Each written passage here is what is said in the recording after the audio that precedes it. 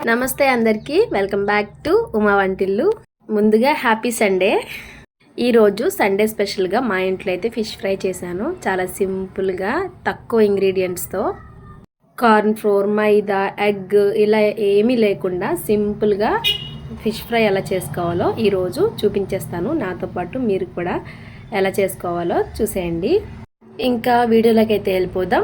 ముందుగా అయితే ఒక ప్లేట్ తీసుకోండి, అందులోకి స్పూను సాల్ట్ వేసుకోండి, అలాగే స్పూన్ కారం అయితే వేసుకోండి, అలాగే ఒక అర స్పూన్ మసాలా పొడి అయితే వేసుకోండి, అలాగే ఒక చెక్క నిమ్మరసం కూడా వేసుకోవాలి. ఈ మూడు నీట్గా కలిపేసుకోవాలి. నిమ్మకాయ రసం సరిపోదు, అందులోకి మనం కొంచెం వాటర్ కూడా వేసుకొని ఇలా కొంచెం పలుచగా అయితే కలుపుకోవాలి. అంటే చేప ముక్కకి కోటింగ్ అనమాట, పట్టేలాగా. తర్వాత మంచిగా నీట్గా కడుక్కున్న చేప ముక్కలు అయితే తీసుకోండి. చేప ముక్క చూసారా, పలుచగా ఇలా ఉండాలి. ఫ్రైకి ఇలా అయితేనే బాగుంటుంది, మరి లావుగా ఉంటే ఫ్రై అవ్వదు అనమాట. నేనైతే ఇక్కడ సందువ చేపలు తీసుకున్నాను. ఒక్కొక్క ముక్క ఈ కారంలో అయితే ఇలా ముంచి మంచిగా కోటింగ్ అయితే చేసుకొని పక్కన ప్లేట్లో అయితే పెట్టుకోవాలి.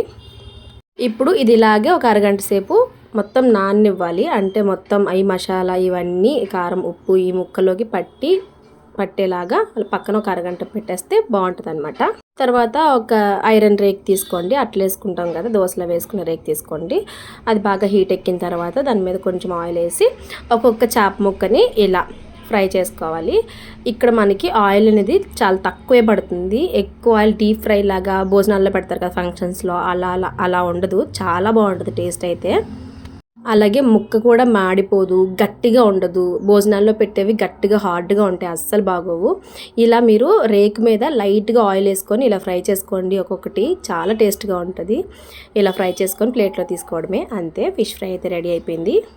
వీడియో నచ్చితే లైక్ చేయండి, అలాగే సబ్స్క్రైబ్ కూడా చేయండి. నెక్స్ట్ వీడియోలో మళ్ళీ కలుద్దాం. నేను మీ ఉమా.